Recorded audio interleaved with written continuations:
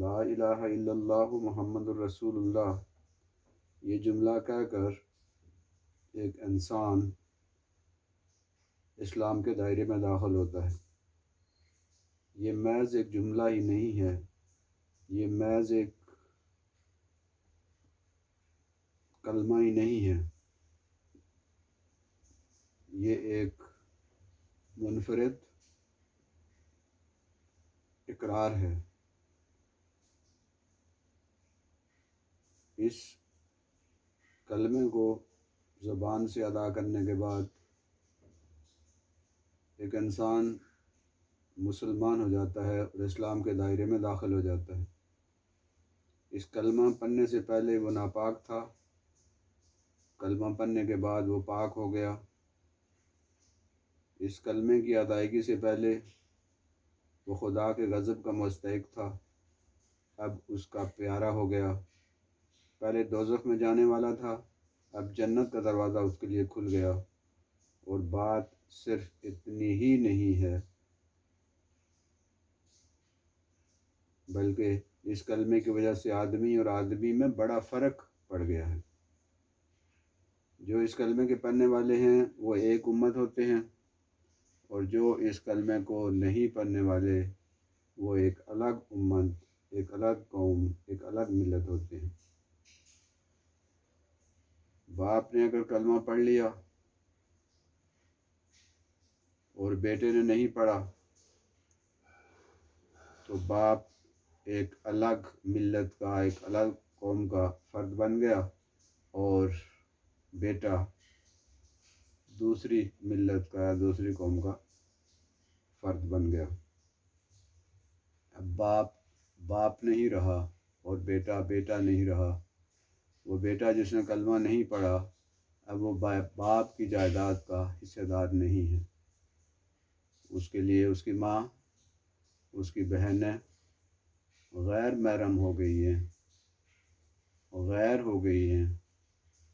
اگر اس کی بہنوں نے اور اس کی ماں نے کلمہ پڑھ لیا اور بیٹے نے کلمہ نہیں پڑھا تو اب وہ ماں ماں نہیں رہی، اب وہ بہن بہن نہیں رہی، بلکہ دو الگ اقوام کے وہ افراد بن گئے۔ خون اور رحم کے جتنے رشتے ہیں اس کلمہ پڑھنے اور کلمہ نہ پڑھنے سے بالکل الگ اور جدا ہو جاتے ہیں۔ اب دیکھنا یہ ہے کہ وہ فرد جس نے کلمہ پڑھا تھا، اس کا جسم، اس کے اعضاء، اس کے کان، اس کا چہرہ، اس کے ناک اور اس کے باقی سارے جسمانی اعضاء، شکل و صورت، قد کاٹ، شکل و صورت وہی ہے، لیکن صرف اس ایک کلمے کی وجہ سے اس کی شخصیت مکمل طور پر بدل گئی۔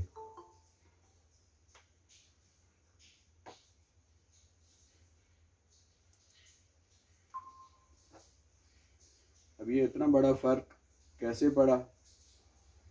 کہ ایک شخص نے کلمہ پڑھ لیا اور دوسرے شخص نے کلمہ نہیں پڑھا؟ یہ چند حروف ہیں، ان حروف کے ادائیگی سے پہلے وہ آدمی جو ہے وہ کچھ اور تھا، اور اس کلمے کے پڑھنے کے بعد، لا الہ الا اللہ کہنے کے بعد اس کی شخصیت بالکل بدل گئی۔ زمین و آسمان کا فرق پڑ گیا۔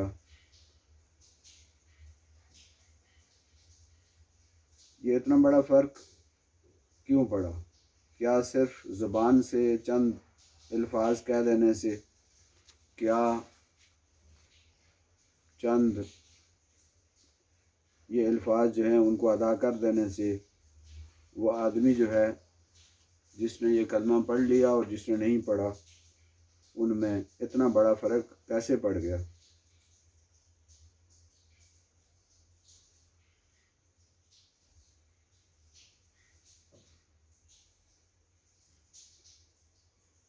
گویا کہ کلمہ پڑھنے والا اور کلمہ نہ پڑھنے والا بالکل ایک دوسرے سے مختلف ہو گئے۔ اب ان کا آپس میں رشتہ ناتا ختم ہو گیا، آپس میں تعلق ختم ہو گیا،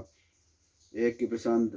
دوسرے کی پسند نہیں رہی، ایک کا حلال دوسرے کے لیے حلال نہیں رہا، ایک کا حرام دوسرے کے لیے حرام نہیں رہا، ہر چیز بدل گئی صرف اس ایک کلمہ پڑھنے کی وجہ سے۔ وہ جو اللہ کا مردود تھا، جو اللہ کا دشمن تھا، اس کلمہ پڑھنے کے بعد وہ اللہ کی پناہ میں آ گیا اور وہ مسلمان ہو گیا، جبکہ جس نے کلمہ نہیں پڑھا وہ بالکل ایک مختلف انسان ہے اور بالکل ایک مختلف سوچ کا مالک ہے، اس کی منزل اور ہے، اس کا نظریہ اور ہے، اس کی زندگی کا مقصد اور ہے۔ یہ ایک کلمہ پڑھ لینے سے اتنا بڑا فرق کیوں پڑ گیا؟ ہم یہ کلمہ 1000 دفعہ پڑھتے ہیں، لاکھ دفعہ پڑھتے ہیں، تسبیح پر تسبیح اس کلمے کی پڑھتے جاتے ہیں، آخر وہ کیا بات ہے اس ایک کلمے میں کہ سب کچھ اس کلمے کے پڑھنے کے بعد بدل کے رہ گیا؟ وہ جو بتوں کا پجاری تھا وہ اب بت شکن بن گیا، وہ جو انسانوں کے سامنے جھکتا تھا اب وہ ان کے سامنے سر اٹھا کے کھڑا ہو گیا۔ اصل میں یہ کلمہ جو ہے اس کا پہلا حصہ لا الہ الا اللہ، یہ پہلا حصہ جو ہے اس بات کا اقرار ہے کہ میرا کوئی الہ نہیں، کوئی ایسی ہستی نہیں کہ جس کی میں پوجا کرتا ہوں یا جس کے سامنے میں سرنگوں ہوتا ہوں، مجھے فائدہ پہنچانے والی اور نقصان پہنچانے والی کوئی ہستی نہیں ہے۔ لا نہیں ہے، الہ کا مطلب جس کی پوجا کی جائے،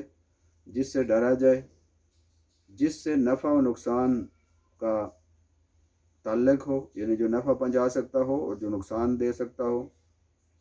جس سے ہم دعائیں مانگتے ہوں، جس سے ہم آرزویں کرتے ہوں، جس سے ہم مدد مانگتے ہوں، وہ الہ ہوتا ہے۔ الہ وہ ہوتا ہے جو ہمیں نفع و نقصان دے سکتا ہو، جس سے ہمیں کوئی فائدہ مل سکتا ہو، جس سے کوئی ہمیں نقصان ہو سکتا ہو، جس سے ہم کوئی خواہش کرتے ہیں، جس کے سامنے ہاتھ پھیلاتے ہیں، جس کے سامنے سر جھکاتے ہیں، جس کی عبادت کرتے ہیں، الہ اسے کہتے ہیں۔ تو پہلے ہی حصے میں کہا گیا لا الہ، کوئی الہ نہیں ہے، کوئی ایسی ہستی نہیں ہے کہ جس کے سامنے ہم ہاتھ پھیلائیں، کوئی ایسی ہستی نہیں ہے جس کی ہم عبادت کریں، کوئی ایسی ہستی نہیں ہے جو ہمیں نفع و نقصان دے سکے، کوئی ایسی ہستی نہیں ہے کہ جس سے ہم آرزو کریں، کوئی ایسی ہستی نہیں ہے کہ جس سے ہم اپنی تمنائیں کریں اور جس سے ہم کوئی توقع کریں۔ الہ ہر اس ہستی کو کہتے ہیں، الہ ہر اس شخصیت کو کہتے ہیں، الہ ہر اس شے کو کہہ سکتے ہیں جو ہمیں نفع و نقصان دے سکے، جو ہمیں جس سے ہم کوئی مدد مانگیں، جس سے ہم کوئی توقع کریں، جس کے سامنے ہم جھکیں۔ تو فرمایا گیا لا الہ، کوئی الہ نہیں ہے، کوئی معبود نہیں ہے، الا مگر، الا کا مطلب ہے مگر، ما سوائے اللہ، اللہ کے سوا، یعنی کوئی عبادت کے لائق نہیں، کوئی ایسا نہیں جس کی ہم پوجا کریں، کوئی ایسا نہیں جو نفع و نقصان کا باعث ہو، کوئی ایسا نہیں جس سے ہم کوئی آرزو کریں، مگر صرف ایک اللہ ہے، صرف ایک اللہ ہے، صرف ایک اللہ ہے۔ یہ ایک عہد ہے، یہ ایک عہد نامہ ہے اللہ سے، یہ ایک اقرار ہے اللہ سے۔ اب یہ اقرار کرنے کے بعد انسان کی زندگی بدل جاتی ہے۔ تو پہلے حصے میں یہ اقرار ہے کہ میں اللہ کے سوا کسی کی پوجا نہیں کروں گا، میں اللہ کے سوا کسی کی عبادت نہیں کروں گا، میں اللہ کے سوا کسی کے سامنے سر نہیں جھکاؤں گا، میں اللہ کے سوا کسی کے سامنے سرنگوں نہیں ہوں گا، میں اللہ کے سوا کسی سے مدد نہیں مانگوں گا، میں اللہ کے سوا کسی سے آرزو نہیں کروں گا۔ دوسرے حصے میں محمد الرسول اللہ، اس بات کا اقرار ہے کہ محمد صلی اللہ علیہ وآلہ وسلم اللہ کے رسول ہیں۔ ظاہر ہے کہ اللہ نے ہمیں براہ راست تو اپنا پیغام نہیں دیا، اللہ نے براہ راست ہمارے اوپر قرآن نازل نہیں کیا، اللہ ہم سے براہ راست مخاطب نہیں ہوا۔ اللہ اپنے خاص بندے کے ذریعے جن کا نام محمد رسول اللہ ہیں اور وہ آخری رسول ہیں اللہ کے، ان کے ذریعے اپنا پیغام اپنے احکامات جو ہیں ہم تک پہنچائے ہیں۔ تو اب ہم اللہ کی پیروی کیسے کریں گے، ہم اللہ کی پوجا کیسے کریں گے، ہم اللہ کی عبادت کیسے کریں گے، ہم اللہ کو کیسے مانیں گے، ہم اللہ کے احکامات کی پابندی کیسے کریں گے، وہ ہمیں اللہ کے رسول نے بتایا۔ اب اللہ کے رسول نے جو بات ہمیں بتائی اس کو ہم مانیں گے، جس بات سے منع کیا اس سے منع ہو جائیں گے، جو چیز کرنے کا حکم دیا وہ کریں گے، اور جس چیز سے ہمیں کہا کہ آپ بچیں ہم نے اس سے بچنا ہے۔ اللہ نے اپنا آخری کلام قرآن مجید کی شکل میں مسلمانوں پر محمد صلی اللہ علیہ وسلم کے ذریعے بھیجا۔ محمد صلی اللہ علیہ وسلم اللہ کے آخری رسول، اللہ کے آخری نبی ہیں، اس لیے ان کے کو رسول کا ماننے کا اقرار کرنے کا مطلب یہ ہے کہ انہوں نے جو احکامات دیے ہیں، جو ہمیں انہوں نے سمجھایا ہے، جو ہمیں اصول اور ضابطے زندگی گزارنے کے دیے ہیں، ہم نے اس کے مطابق چلنا ہے۔ یہ گویا کہ لا الہ الا اللہ محمد رسول اللہ ایک اقرار ہے، ایک حلف نامہ ہے، اور اس میں ہم یہ اقرار کرتے ہیں کہ ہر چیز اللہ کی ہے، میری روح، میرا بدن، میرے اعضاء وہ بھی اللہ کی ہیں، میری آنکھیں اللہ نے عطا کی ہیں، مجھے کان اللہ نے عطا کیے ہیں، اور جسم کے جتنے اعضاء ہیں وہ اللہ نے عطا کیے ہیں۔ چونکہ اللہ نے عطا کیے ہیں لہذا میں نے ان کا استعمال بھی اللہ کی مرضی کے مطابق اور اس کے احکامات کے مطابق کرنا ہے، اور مالک کی مرضی کے بغیر میں نے کوئی قدم نہیں اٹھانا۔ اب مالک کی مرضی کیا ہے وہ ہمیں پتہ چلتی ہے نبی محترم صلی اللہ علیہ وآلہ وسلم کے ذریعے۔ ہم خوش قسمت ہیں اس لحاظ سے کہ مسلمانوں کے پاس اللہ کا آخری کلام اپنی اصل صورت میں ہمارے پاس موجود ہے۔ ہمارا یہ فرض ہے اور فرض اولین ہے کہ ہم نہ صرف اس قرآن کو سمجھیں بلکہ اس قرآن کو سمجھائیں بھی، اس قرآن کو آگے بھی پہنچائیں۔ اس کے لیے ہمیں وقت بھی نکالنا ہوگا، اس کے لیے ہمیں قربانی بھی کرنی ہوگی، اس کے لیے ہمیں لوگوں کو دعوت بھی دینا ہوگی، کیونکہ اللہ کے رسول کے اس دنیا سے پردہ فرما جانے کے بعد یہ ہماری ذمہ داری ہے کہ ہم اللہ کے اس پیغام کو لوگوں تک پہنچائیں، جس طرح نبی صلی اللہ علیہ وسلم نے آخری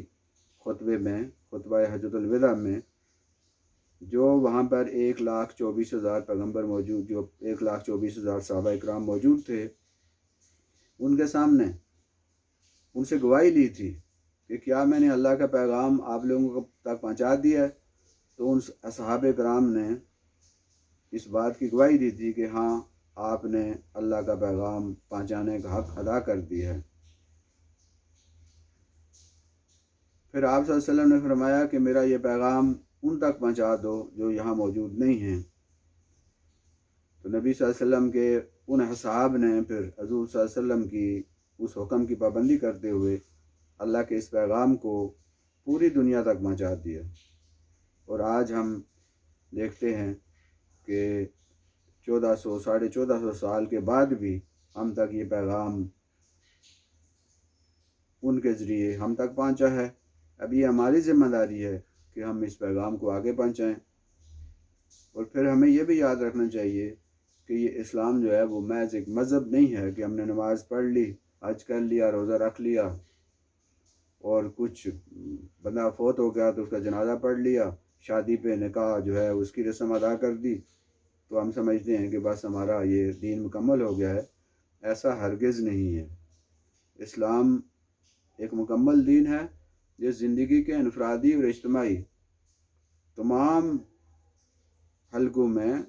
تمام حصوں میں، تمام معاملات میں ہمیں اسلام پہ عمل کرنا ہوگا اور اسلام جو ہے اس کے مطابق اپنی زندگیوں کو گزارنا ہوگا۔ اسلام کے اندر ایک بات اور بھی ہے کہ وہ نیچے لگنے کے لیے نہیں آیا۔ اسلام جو ہے قوت چاہتا ہے، اسلام حکمرانی چاہتا ہے، اسلام اس نظام کو پر اپنی سبقت چاہتا ہے۔ جب تک سبقت حاصل نہیں ہوگی، جب تک انتظام جو ہے وہ ایمان والوں کے ہاتھ میں نہیں ہوگا، معاشرہ اسی طرح جو ہے خراب سے خراب تر ہوتا چلا جائے گا۔ تو یہ کلمہ صرف یہ نہیں ہے کہ ہم خود پڑھ لیں، ہم خود اقرار کر لیں، اللہ کے سوا کسی اور الہ کو ہم نہ مانیں ذاتی طور پر، لیکن ہمارے گھر، ہمارے محلے، ہماری منڈیاں، ہمارے بینک اور ہمارا معاشرے کا سارا نظام جو ہے وہ اس کلمے سے بغاوت میں گزرے۔ بینکوں میں سودی نظام چل رہا ہو، مارکیٹ جو ہے اس میں ذخیرہ اندازی ہو، ملاوٹ ہو، معاشرے میں تفریق ہو، ناانصافی ہو، عدالتوں میں غیر اسلامی قوانین چل رہے ہوں اور ہم یہ سمجھیں کہ ہم نے کلمہ پڑھ لیا تو ہم سیدھے جنت میں چلے جائیں گے، ایسا ہرگز نہیں ہوگا۔ کلمہ پڑھنے والے کی یہ ذمہ داری ہے کہ وہ اس کو سمجھے، اس پہ خود عمل کرے، اپنا حلقہ اثر، خاص طور پہ اپنے اہل خانہ اور اس کے بعد اہل محلہ اور پھر دور دور تک جو ہے اس پیغام کو، اس کلمے کے اس پیغام کو پہنچانے کی کوشش کی جائے،